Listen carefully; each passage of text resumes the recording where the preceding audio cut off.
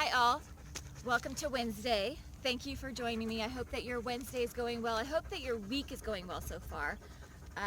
Today in my devotion, I'm in kind of like a Paul phase right now. So Paul writes this letter to the people of the churches of Galatia, and they were in a time of struggle because they were being confused by these false leaders that were saying that they could only be saved through like eating the right food or going to the right services or the right celebrations, Jewish celebrations, that sort of thing. And in Galatians 5:1, Paul says something. I love it because there's a few songs that are written off of this too, but it's such a good thing. Paul declares, "It is for freedom that Christ has set us free," and that's like huge. That's like 5 hours of like conversation in itself.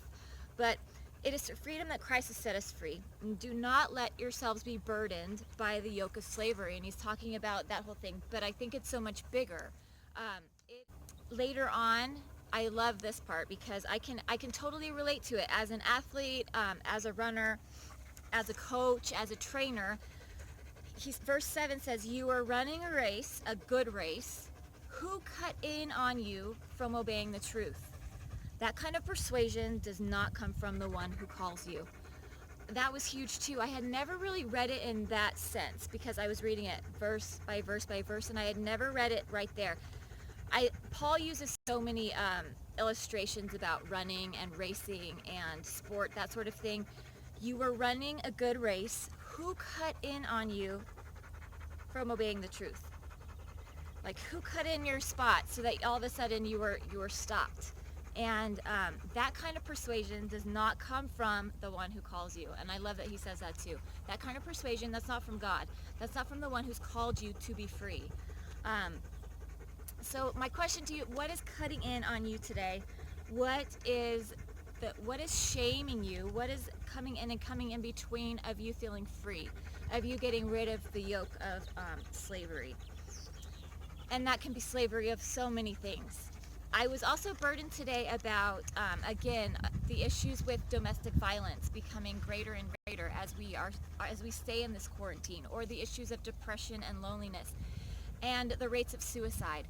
I encourage you. There is no shame in reaching out for help. There's no shame in reaching out to a counselor or a doctor or a friend or a family member. There is no shame at all in reaching out for a helpline.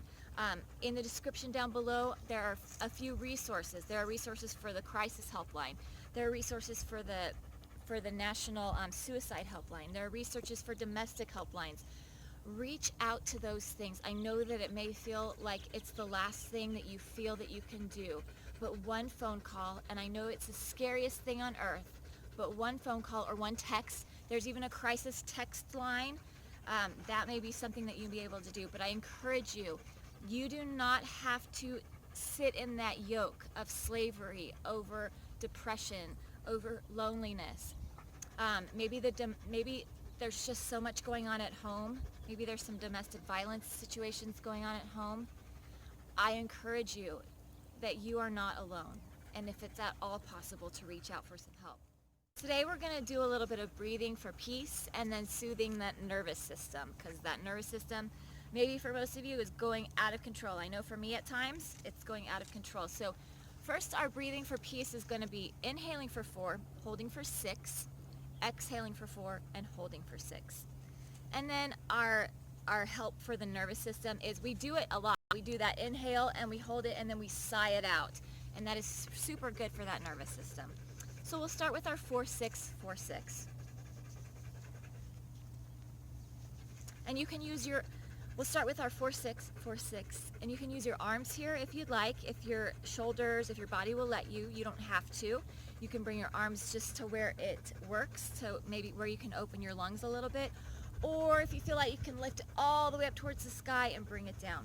So let's inhale it for 4, 3, 2, 1. Hold it for 6, 5, 4, 3, 2, 1. And exhale it for 4, 3, 2, 1, and hold it for 6, 5, 4, 3, 2, and 1. Again, let's inhale it for 4, 3, 2, 1. Hold it for 6, 5, 4, 3, 2, 1, and exhale it for 4, 3, 2, 1, and hold for 6, 5, 4, 3, 2, and 1. Let's do that again.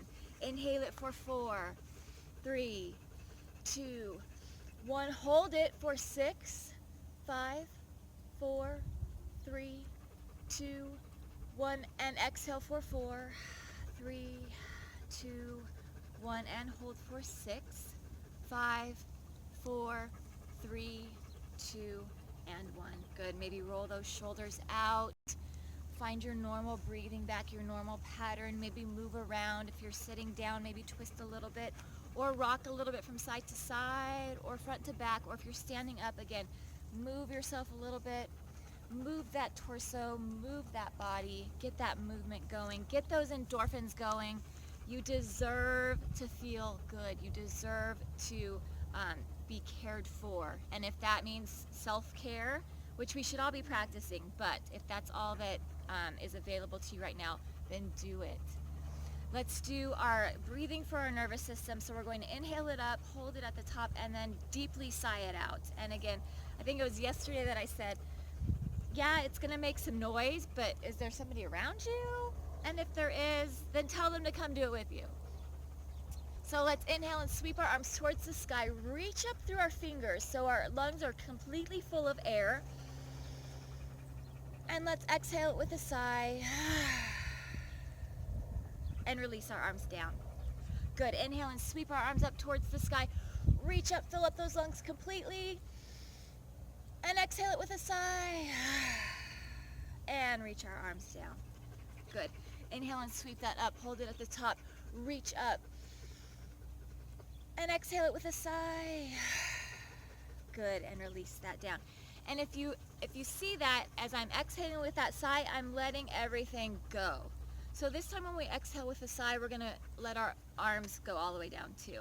So let's inhale and sweep our arms up. Reach it. And exhale with that sigh. Good. Let's inhale it again. Reach it up through those fingers. And exhale it with that sigh. Nice. One more time. Inhale and sweep that up. Reach it up. And exhale it with that sigh. Good. Drop your chin to chest. Let yourself kind of hang like a rag doll. Let your arms maybe hang. Just release all of that tension in your body, in your muscles, all that tension and anxiety in your mind, all that tightness, all that tension and anxiety in your soul, in your heart. Use your breathing today as that tool. And again, if you are having trouble with loneliness, with suicidal thoughts, with domestic violence, with other issues that you don't know where to turn to, reach out. Either use those hotlines or reach out to a doctor. Reach out to a friend who can maybe point you to a doctor. Reach out to a counselor. I know that there are tons of online telecounseling right now. So maybe look that up, reach out for that. So I encourage you, but also when you do that, reach out for somebody that is licensed. Somebody that is licensed in your state preferably. So just a little help there. Know that you are seen, that you are heard, you are important, you are valuable.